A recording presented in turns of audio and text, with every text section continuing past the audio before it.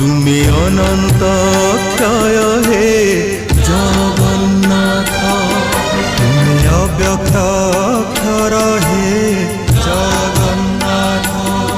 নিজ ইচ্ছারু সৃজিল এ জগত, আদি নাহি যে তুমার নাহি অন্ত। তুমে পবিত্র ওঙ্কার চির সত্য, নীল সিন্ধু তীরে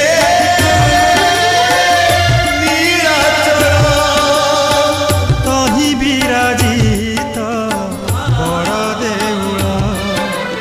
দারু ব্রহ্ম রূপে হে বিশ্বপাল,